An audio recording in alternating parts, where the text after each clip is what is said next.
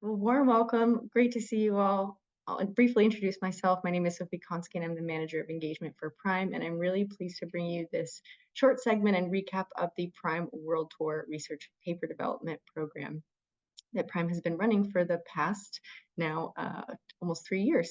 So really looking forward to today's session and just hearing some reflections from our organizing committee here that I have with me. I'll briefly introduce them and then pass it over to the chair of the organizing committee, Professor Andy Crane, who will describe the program, and then we'll get into some reflections and key learnings from the program. I'm pleased to introduce the organizing committee of the Prime World Tour, starting with the chair of the organizing committee, Professor Andy Crane from the University of Bath School of Management and former co-editor of Business and Society, Dr. Scott Taylor from Birmingham Business School and developmental editor at Journal of Business Ethics, Dr. Kathy Rabine from Marquette University and former co-editor of Business and Society. And I'd like to briefly introduce our Prime World Tour organizing committee members that couldn't be with us here today. Professor Collins Natim at Southampton Business School and associate editor of Business and Society, and Professor Pramila De Cruz from the Indian Institute of Management, Ahmedabad, and section editor, Labor Relations and Business Ethics at the Journal of Business Ethics. Thanks so much, Sophie. Yeah, it's wonderful to be here and to talk about the World Tour.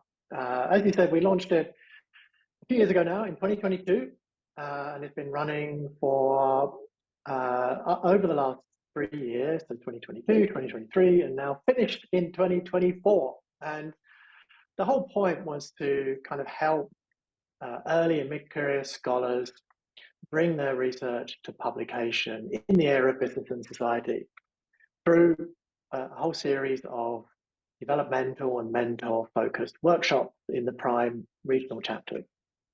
And the drivers behind this were really that we'd seen more and more people trying to get published in business and society type areas, doing lots of great work in this area, but it's challenging to get published. And more and more people, there's more and more research, but that means it's harder and harder to get in.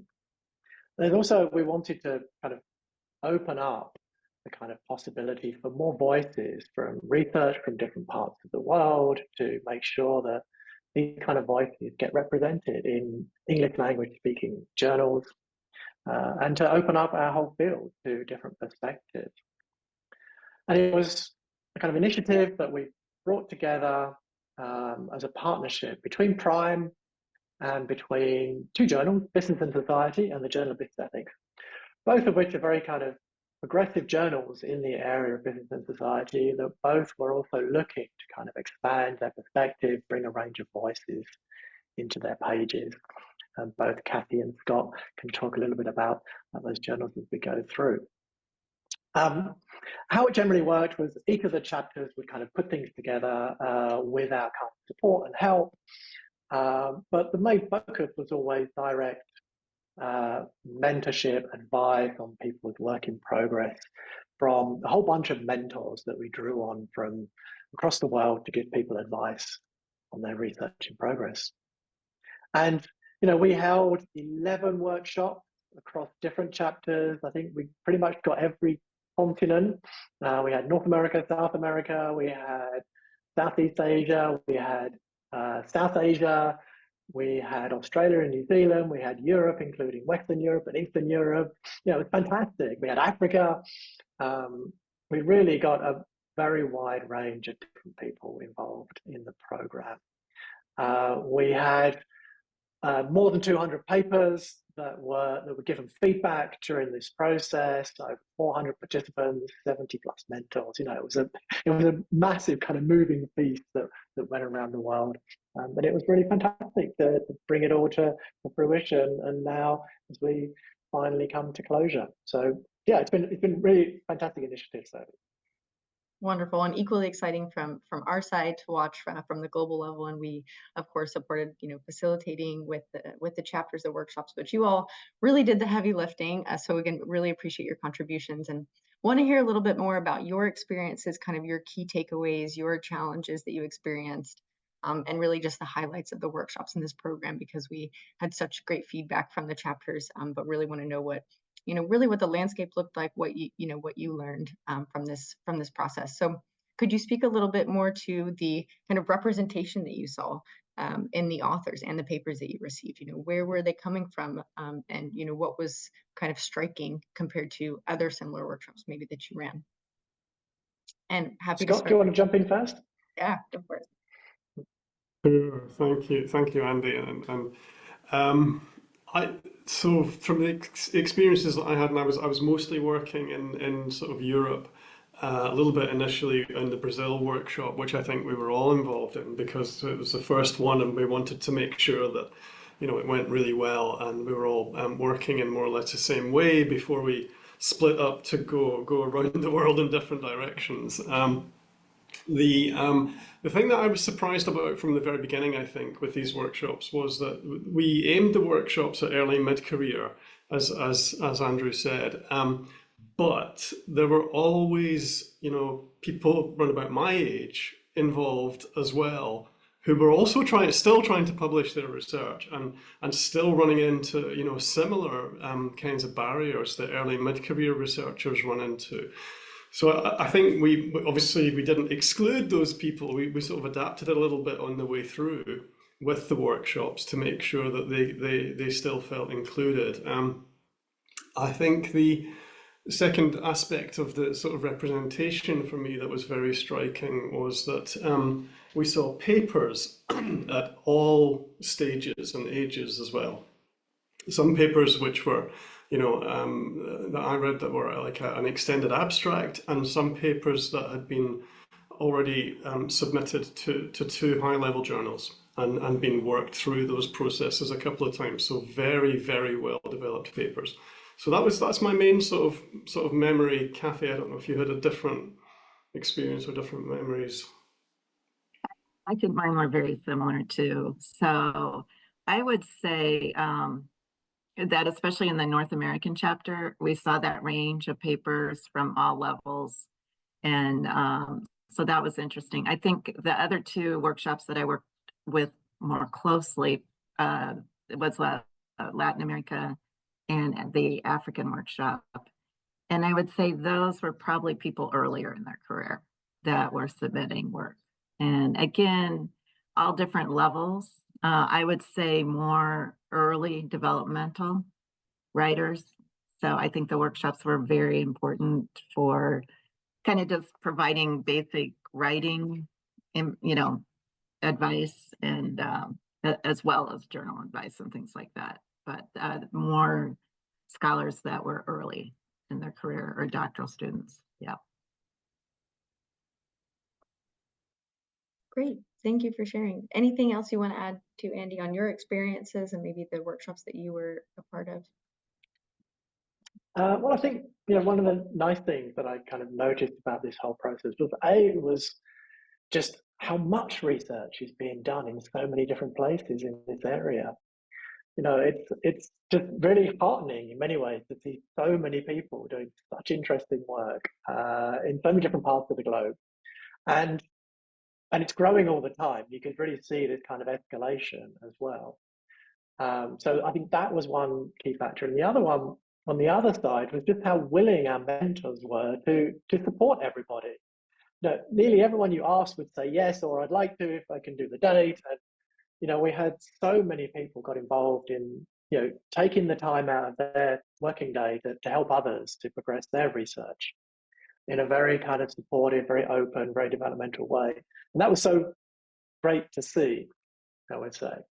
And we also saw a kind of a good range of different perspectives. I mean, Scott and I were recently at the in person in the Italy workshop, and there, I think there's been a big shift towards kind of a wider range of business and society topics. There was a shift towards wider range of methodologies as well, and so we're really seeing a kind of development and a kind of broadening of the type of issues and topics and approaches that people are using.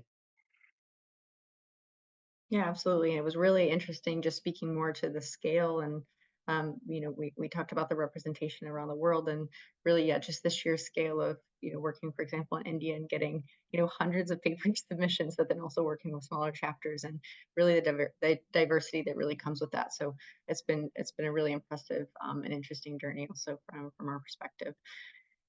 Speaking of that too, and looking back to kind of the intention behind the program and why it was started, what are a few steps that you think we can take as a community of academics? So speaking to kind of our audience here today, but also to students in business school leadership to support more diverse ranges of voices in the scholarly field of responsible management education.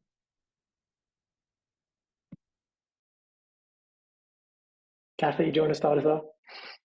Okay, I can start. Well, one thing I think, maybe UN Prime could offer is more just basic writing workshops. I mean, some of those are available. The Academy Management Review has launched a series of talks, and so that is available in other places, but it might be better even if it came from UN Prime, because I think one of the purposes of this world tour was to make a more level playing field. And I think we did some of that, but you can only do so much in 4 hours. And so I think putting together a set of resources for people, and I also see writing as a skill that you have to continually work on. I mean, I feel like that I'm at the end of my career and I still am learning about writing. So I think that's something to emphasize. And that was something I think I saw across all 4 workshops, is just this common theme, like, how is this a good research idea? And some of these things are done at conferences, but obviously not everybody's going to be able to go to the Academy or some of the international conferences. And I think UN Prime could help by, maybe not the kind of workshops that we've had right now, but putting together resources where everybody could be invited from all the chapters. So, how do you form a good research idea? How do you write an intro? How do you develop a theory paper?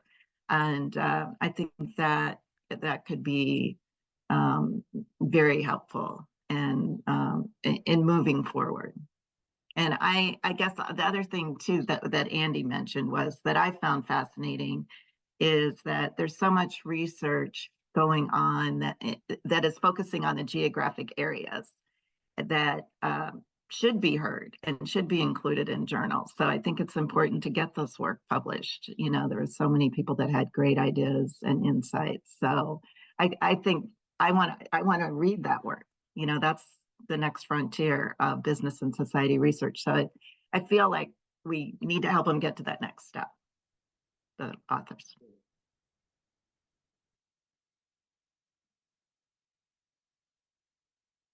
Scott, do you want to add anything to that one? Just briefly, I think I agree with everything that you said there, Kathy. I had some concerns at the beginning of this process, that it was sort of PRME and journal editors, telling people how to do things and what to do and that kind of approach. But it absolutely wasn't that. Partly because I think the chapters have this sort of semi-autonomous side to them, which you and your colleagues give to them, Sophie, which is really valuable. And then I think coming back round to towards the end of the process this year in 2024, after a good 3 years or so, is that feeling that there's a tremendous resource here in the PRME brand. I'm sorry to say that, but it's the reach of PRME is absolutely incredible, and the level of goodwill which I think I've found colleagues feel towards PRME as an initiative, which has informed all of these workshops, I think, and really helped us to do the work that we've done. Yeah, I think it's really encouraging too, and I do think we continue to have a role to play, like Kathy said, and Prime hasn't historically been focused on research, and so this has been really unique to the work that we've done. It's usually been left to other kind of similar, or let's say partner networks in the ecosystem, and so I think this has been a really interesting kind of pilot project, but really just scaled to something we couldn't have even expected with such a great result. And just to kind of close really on one point is that you felt like this workshop style really worked for the community, is what I'm understanding. I don't know if there were kind of other ways that we could, Kathy, you mentioned having kind of writing workshops specifically, but if I'm understanding correctly, this style really worked for the community and felt like it could be reproduced rather easily throughout the world, that you didn't feel like there were too many barriers or challenges doing it in different contexts, that it was really kind of moldable to different contexts.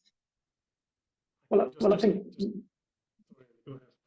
So yeah, I just think one of the things on that is that once you do this, you realize that it's doable, right? And so until you've done it, you kind of think it's you won't be able to get access to the mentors or to the editors. You don't have them in your kind of contacts list, and so it's a challenge to do it the first time. But the second time is a whole lot easier because you have the contacts then. You've already made those bridges. And so then it becomes much more feasible to organize another round or something different but related, or something that takes on a specific kind of focus.